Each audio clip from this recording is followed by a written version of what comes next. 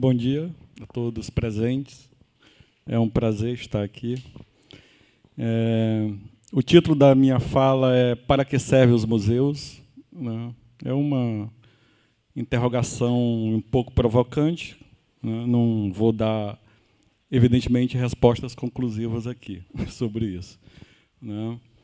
Mas fiz um texto escrito, que vou seguir para não correr muito para os lados, digamos assim. Então, eu gostaria de iniciar agradecendo o Gilcimar pelo convite, que é museólogo aqui da UFAC, e pelos afazeres do cargo dele. Ele tem a árdua missão de liderar aqui questões de museologia na instituição. E falo isso para dizer que isso não é um trabalho fácil, não há reconhecimento nem apoio para as ações voltadas à guarda, preservação e acesso aos diversos acervos e coleções da instituição, como é sabido de muitos aqui, de outros não. Como foi falado aqui no primeiro dia, pelo Eduardo e outras pessoas, subsiste muitas coisas, às vezes, da teimosia, do empenho, voluntarismo de algumas pessoas, muitas estão aqui, como professores, técnicos, alunos, pesquisadores de uma maneira geral. Um desses teimosos é o Dalmi, que há muito tempo milita no campo da cultura no Acre, enfrentando muitas adversidades. Então, falo isso para dizer que este evento, que se iniciou na segunda-feira e se encerra na sexta, por exemplo, teve apoio. Apoio não, foi aprovado através de um edital pela Pró-Reitoria de Extensão, mas não houve aprovação de um único centavo nem para comprarmos água. Então, é um evento que está ocorrendo sem este apoio necessário, que é do ponto de vista financeiro, para trazer pessoas, principalmente de outros estados, às vezes, que têm muito a contribuir. Então, havia na programação original convidados que não puderam e não vão estar aqui devido à falta de recursos. E aí, faço essas inconfidências, se isso for inconfidência, para começar dizendo o indizível, que é o tema aí da Semana de Museus. Portanto, digo que minhas inconfidências iniciais estão consubstanciadas pela temática proposta.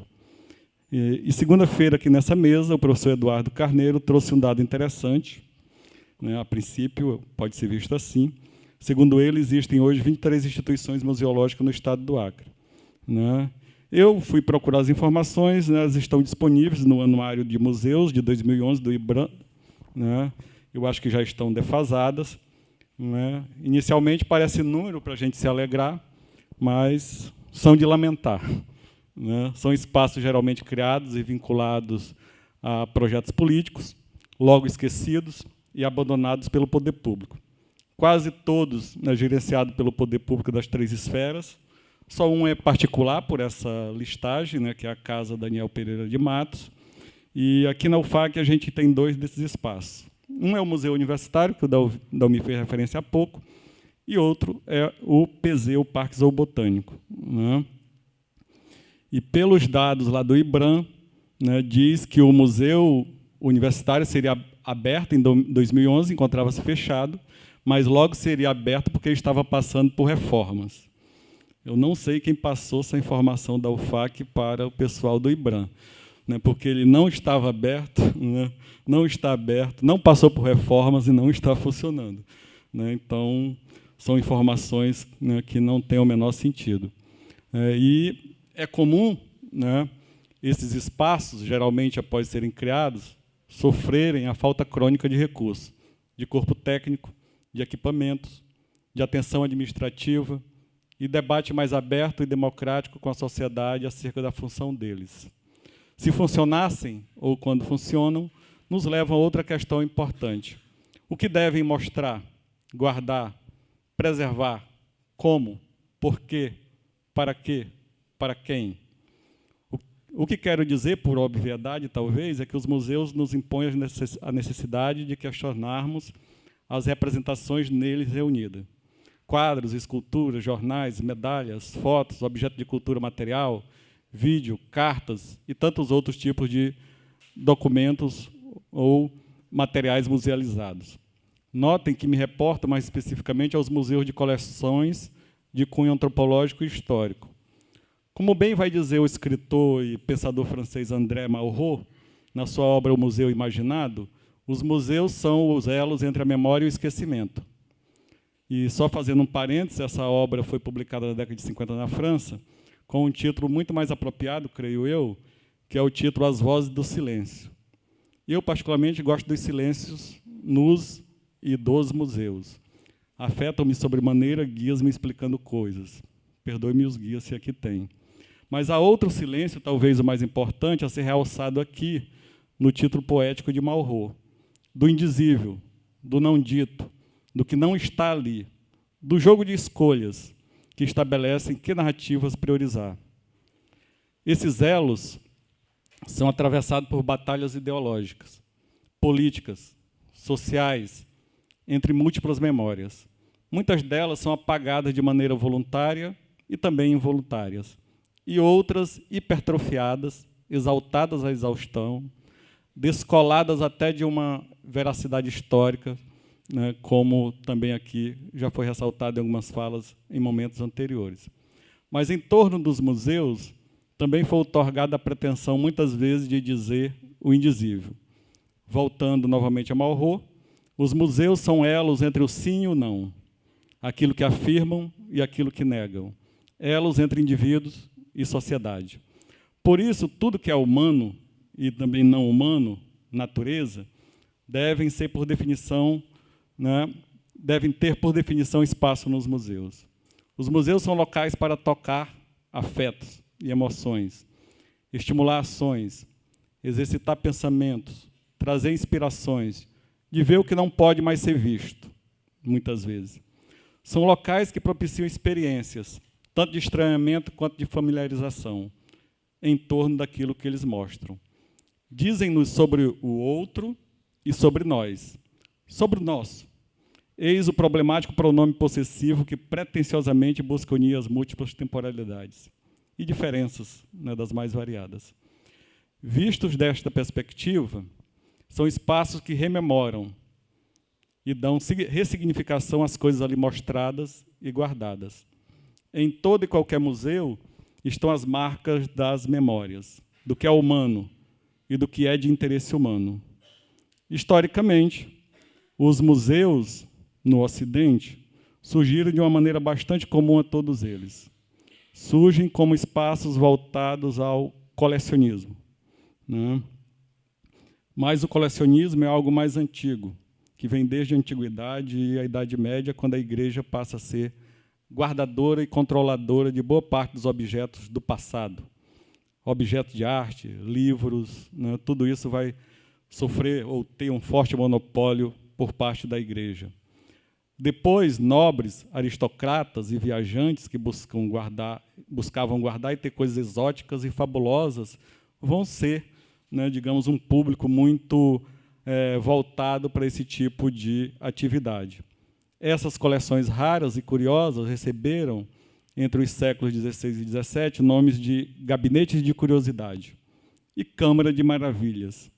Eram abertas ao público, a um público bastante restrito, e em raras ocasiões, né, era isso que ocorria. Depois passaram a ser sistematizadas em locais adequados e abertas ao público, a um público muito maior. Quando surge esse proto-museu contemporâneo, tem-se o ideal de reconstruir a totalidade das culturas vistas como exóticas e também modernas. Aos poucos se junta a isso o valor formativo e científico, e a apreciação, além de estética, passou também a ser histórica. Nos últimos 2 séculos, principalmente, os museus tornaram-se espaços sacralizados de exposições e passaram a lidar com a memória nacional, ou com as comunidades imaginadas, para usar a bela expressão de Benedict Anderson no seu livro homônimo. Cada indivíduo que participa da vida desse objeto chamado museu, dentro ou fora dele, agrega a ele múltiplos significados. Esses indivíduos, por definição, são também múltiplos: visitantes, museólogos, pesquisadores, dirigentes públicos, funcionários, entre outros. Ou seja, nós, como indivíduos, não ressignificamos esse espaço sozinhos. É uma relação dialógica, conflituosa, polissêmica. São esses dois campos que, ao interagirem nas suas diversas maneiras, que constroem significados em torno do museu. Mas o que dá sentido ao museu, enquanto espaço, né, é o seu acervo, aquilo que ele guarda como objeto ligado à cultura material.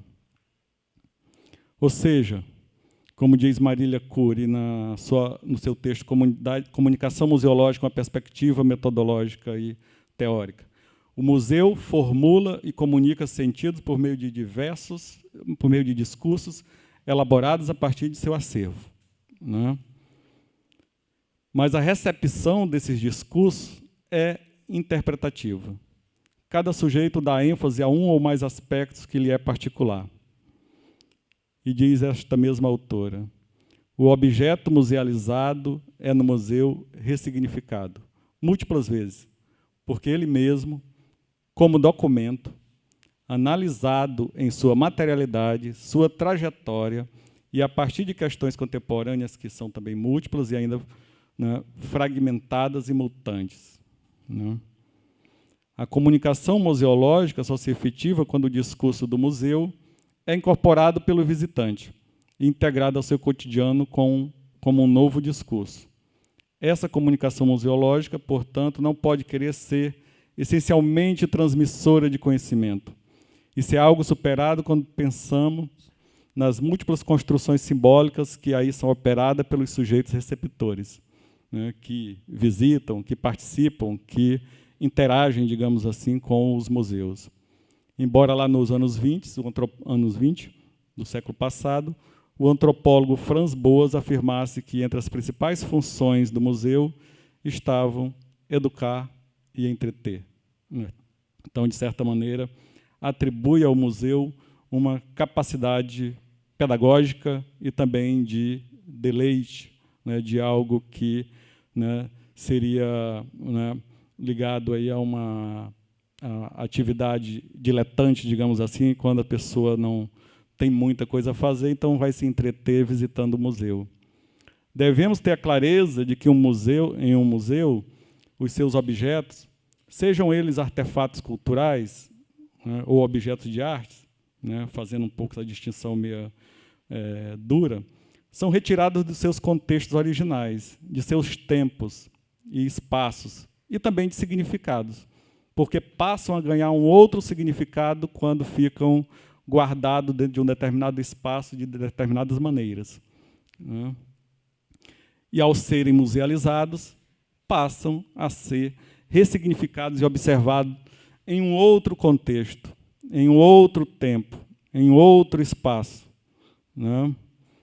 E aí o museu, que, de certa maneira, né, a gente deve entender como aqueles que fazem o museu, quem tem o poder, né, de dar forma, construir sentidos a esses museus, porque eles, por si só, não são entidades etéreas, tem a mão humana ali, né, e isso que dá significado a ele, né?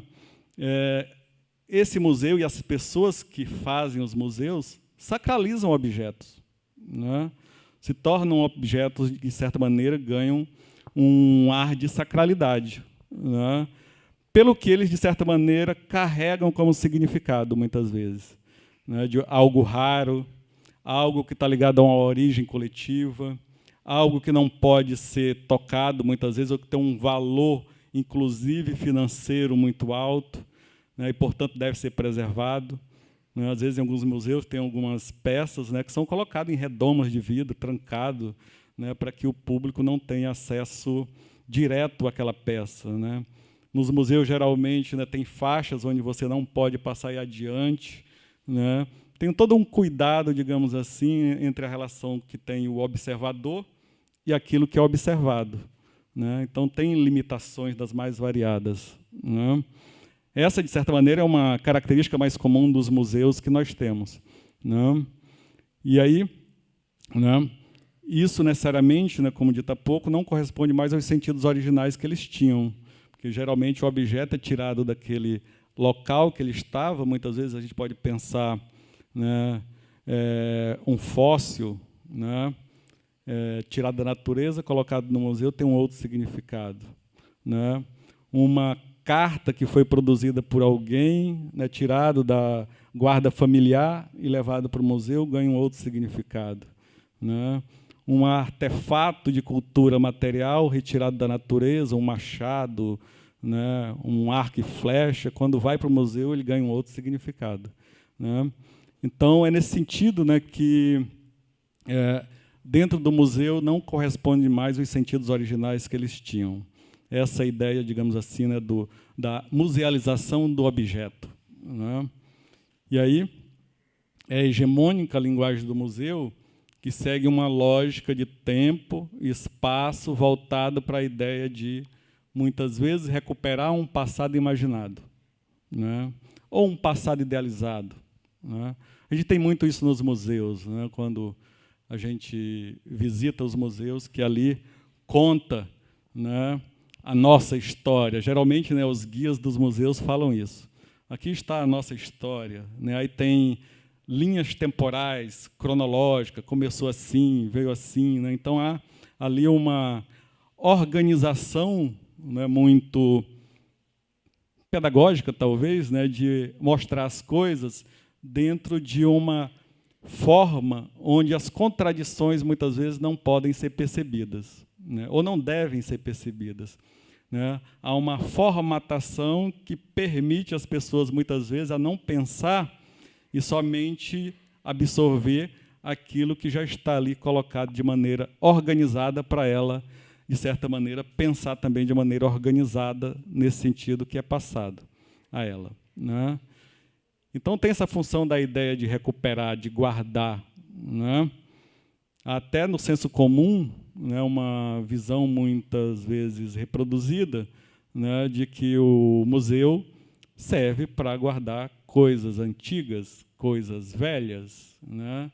Então, é aquilo que é retirado da sociedade, da comunidade, né, de um determinado espaço, porque ele não tem mais uso ali, e colocado num outro espaço para ser olhado, admirado, percebido como uma coisa, muitas vezes, de um outro tempo.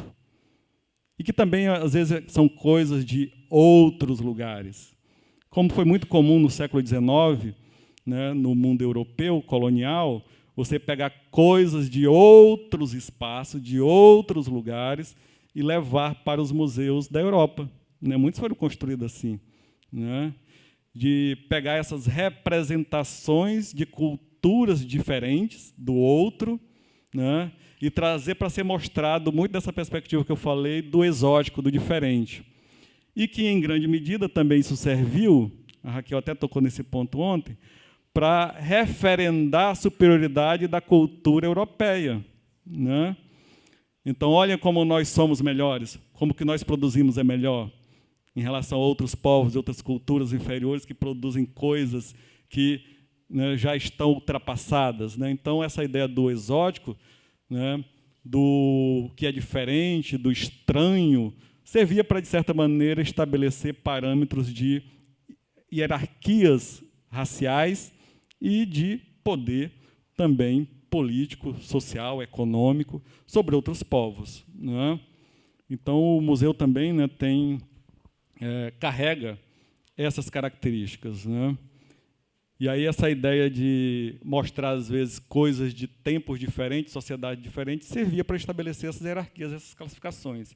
Reforçavam muito isso, né? E aí, quando esse passado idealizado é reforçado, né, muitas vezes, né, se passa uma ideia, uma imagem, de que esses processos históricos são dotados, né, por natureza, digamos assim, de coerência, harmonia e continuidade, né? Não há muitas vezes, geralmente, né, essa perspectiva de mostrar o inverso disso, as incoerências históricas, a desarmonia, né, as descontinuidades, né? Isso, muitas vezes, não é um espaço privilegiado dentro desses museus que talvez pudéssemos chamar de tradicionais ou mais históricos, né, que vêm desse formato europeu, né? E essa forma de narrativa, né, geralmente usada para que as pessoas identifiquem-se na linha do tempo com os objetos ali expostos, né? Então, você olha, né, do presente aqueles objetos que foram produzidos em outro tempo e você diz, olha como no passado era assim, hoje é assim, nós evoluímos, nós estamos melhores, né? Essa é uma das leituras que às vezes ocorrem, né? Olha como isso era ultrapassado, né? E aí os museus criam, a partir dessa perspectiva, a ilusão, né, de uma representação adequada de um mundo fragmentado, né? E, por definição, também contraditório. E aí, esses objetos expostos ou musealizados representam uma nova pretensão de uma totalidade reconstruída. Essa ideia que muitas vezes aparece, né, dentro da perspectiva museológica colocada, né, de reconstruir o passado, de buscar o passado e trazê-lo ao presente, né? Uma pretensão muitas vezes vã, né? E aí a gente tem que ter em mente que tudo isso é produzido por pessoas, numa relação de poder. Então, os museus refletem também esses embates de poder, né? O que é mostrado, por que é mostrado, por quem, né? De que forma, né? Isso está atravessado por relações de poder. E aí, diante disso, eu acho pertinente, né, trazer uma indagação de um texto da Kesten e Bonin, né, que escreveram um texto na revista de museus, Musa, um texto chamado Para Pensar os Museus, ou Quem deve controlar a representação do significado dos outros? Esse é o título do artigo, né? E aí, né, remodelando um pouco essa indagação, né, seria por quê e para que, né, se deve controlar a representação e o significado dos outros, né? Com que interesse, né, há essa tentativa ou essa ação voltada, né, para esse controle da representação, né, dos outros? Né, o Daomi estava falando há pouco, né, e está em evidência na imprensa essas questões acerca do Museu dos Povos Acreanos, né, que foi lançado aí a ideia, né, com a inauguração de um banner, né, na verdade foi isso, a inauguração de um banner colocado na fachada do prédio, onde autoridades políticas locais, junto com os operários da construtora, estavam lá de braços dados, anunciando, né, que o Museu dos Povos Acreanos vai ser construído, né? E aí, né, a pergunta a partir disso que eu coloquei é essa, né? Que representações irão ter ali? Quem é que vai controlar o formato, né, daquele museu quando vai ser inaugurado? O que é que vai ter lá? Né? Nós vamos ser ouvidos? Né? E estava um debate interessante na Assembleia Legislativa, né, que era entre oposição e situação, onde, né, uma deputada, né, falou, não, vai gastar 20 milhões, que segundo ela seria o custo da obra, e isso poderia ser levado para a saúde, né, que precisa muito mais de recursos do que abrir mais um museu, diz ela, já que tem 4 fechados, né? E aí o deputado da situação disse, né, fazendo um pouco troça, né, desqualificando o discurso da parlamentar, de que ela não gostava de cultura e de que ela estava equivocada porque o valor correto seriam 32 milhões. Né? E que ele tinha, né, não se envergonhava de dizer que era muito mais, porque ainda era pouco para a cultura. Só que os 32 milhões, é da gente imaginar que certamente será principalmente para a construção física, né? E como é comum aqui, né, se constrói o prédio, o espaço, mas muitas vezes falta equipamento, manutenção, técnicos, funcionários qualificados, corpo permanente, né? Então isso não existe, né? E quando isso, né, começa, de certa maneira, a ter falhas, aí esses espaços vão aos poucos fechando, né? Então, essa pergunta, por que e para que se deve controlar a representação do significado dos outros, ela é muito importante, porque isso tem, de certa maneira, relação com aquilo que eu falei há pouco, com aquele ideal lá do século XIX, né, dessa construção da memória nacional, que a gente pode pensar também de uma memória local, regional, né? Quem controla isso, por quê? Né? O Brasil Império, né, quando se tornou independente de Portugal politicamente, né, buscou, de certa maneira, construir essas representações em torno do que seria esse país independente, o que seria a nação brasileira. Né? Eu costumo, às vezes, dando aula de história do Brasil desse período, dizer, né, em 22 se cria um país, mas não se criou a nação. Faltava criar a nação. E, para se criar a nação, necessitou-se construir representações em torno, né, deste país e daqueles, né, que vão compor essa comunidade nacional. Né? Então, vai se criar isso. Né? E, no século XIX, está muito em voga, entre outras coisas, criar, né, dentro desse espírito da nacionalidade, alguns elementos que compõem ela, né, que era a literatura. Né? E o romantismo brasileiro do século XIX muito é isso, ele vai beber no modelo europeu, mas usando, né, digamos assim, a matéria-prima local, né, o índio, a natureza. Né? Então, pega a forma e molda, né, com aquilo que tem, que eles vão chamar de mais original, próprio desse novo país. Né? No campo da música, a mesma coisa. Né? Segue o modelo europeu, mas dando tonalidade com os elementos locais.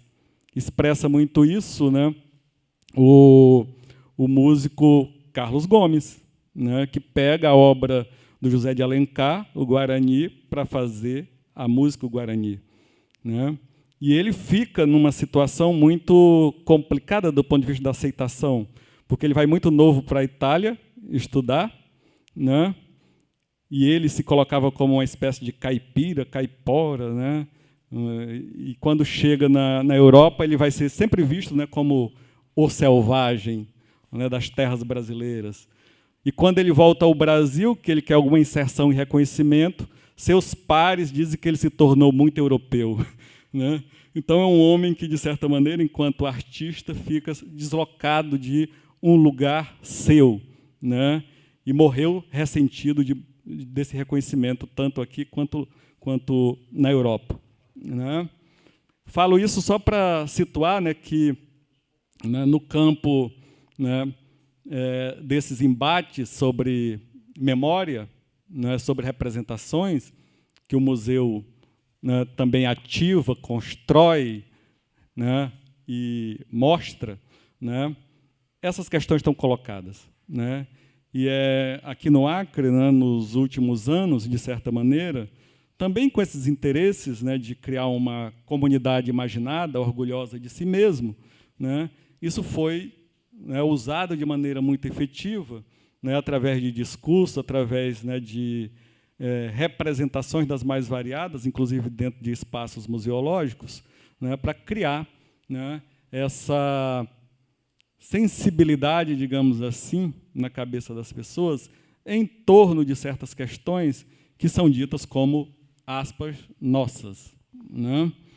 Então, né, eu penso, né, que os museus, acima de tudo, devem ser pensados menos como templo, naquele sentido clássico, né, templo como um espaço sagrado, que sacraliza objetos e coisas ali nele, né, e o museu ser pensado mais como fórum, também nesse sentido antigo, lugar de confronto, de experimentações, de debates, permitindo, dessa forma, que o indizível deixe de ser, né, de ter sentido e tudo possa ser dito. Né? Ser mostrado, questionado, admirado, embora na prática nem tudo possa ser dito, nem tudo vai ser mostrado, porque é impossível. Né? Mas, né, sempre vai haver escolhas, e aquilo que está ali foi escolhido de alguma maneira, né, por pessoas, né? Não foram parar por si só ali. Né? Então, isso passa pelas escolhas. Né? E como isso é escolhido? Essa talvez seja a questão-chave. Quem escolheu? Por que escolheu aquilo? Né? Com que sentidos? Com que interesse? Né? E aí, né, eu acho que uma palavra que define muito bem essa relação que talvez a gente deva ter com os museus é a palavra, né, o verbo admirar, né, que vem do latim ad, mirar, mirare, com olhar, né? Então é se aproximar olhando, lançar a mirada, lançar o olhar, né? Então acho que de certa maneira isso que é fundamental. E aí o que você de certa maneira, né, sente ou faz com essa aproximação olhando, isso também é muito variado, né? As pessoas podem, né, se chocar, se surpreender de maneira negativa, né? Podem se maravilhar, chorar, rir, né? Então, o museu ele tem também uma múltipla significância para as pessoas quando visitam ele. Ninguém reage da mesma forma, né? Uma vez eu vi uma exposição lá no Rio, foi a exposição que mais me chocou, né, que é a exposição de corpos humanos. O Gerson, inclusive, viu lá no Museu Histórico Nacional, né, de uma artista europeu, não lembro de que país, né, mas ele, para produzir aqueles corpos, né, de cadáveres, né, ele teve que trazer da China, né, e produziu boa parte na China, né, por uma questão legal, parece que foi isso, de cadáveres chineses, se não me engano, né. Mas foi muito chocante, né, ver corpos ali sem pele, as veias, só as veias com sangue, né, músculos, né. Então, de certa maneira, tira você de uma situação confortável e causa desconforto, né. Então, o museu também causa desconforto, né. Deve causar, é uma das possibilidades, né. Mas o que a gente tem, muitas vezes, né, dessa perspectiva do museu que quer incutir na cabeça das pessoas, né, essa totalidade uniforme, né, essa totalidade que ela é criada com harmonia plena, né, de criar uma pretensa organicidade, é de que esse tipo de choque não existe. Então, você vai, de certa maneira, só para se maravilhar. Se admira, mas se admira, muitas vezes, sem questionamento, né, sem perceber contradições, sem perceber, né, que existe outras possibilidades de ver a mesma coisa, como é o caso dos corpos humanos que eu estava falando, né, que, evidentemente, o artista, aí, neste caso, ele não privilegiou essa estética das formas exteriores que a gente visualiza, mas priorizou o interno, que está por dentro, que muitas vezes causa asco, né, causa estranheza das mais variadas, né? Então, né, de certa maneira, fugindo um pouco daquela arte, né, clássica dos quadros, principalmente dos corpos perfeitos, né, da beleza, das harmonias, né? Então, foge disso, né? Então, né, eu aqui caminho para o encerramento falando, né, ou reforçando essa questão que, né, trago no título da minha fala hoje, né, para que servem os museus. Eles servem para tudo isso, um pouco que eu tentei colocar aqui, né? É uma relação onde o indivíduo ou grupos que lidam, né, com esse espaço, né, chamado museu, tem as relações das mais variadas e, portanto, constrói sentidos também diversos, embora, né, como disse, muitas vezes, né, os sentidos que a gente deve ter já estão dados, ou já nos oferecem, né, como o Dalmir falou um pouco na fala dele numa passagem, não precisa pensar, vá lá que já está pronto e você, né, já absorve aquilo, né, introjeta de maneira, né, muito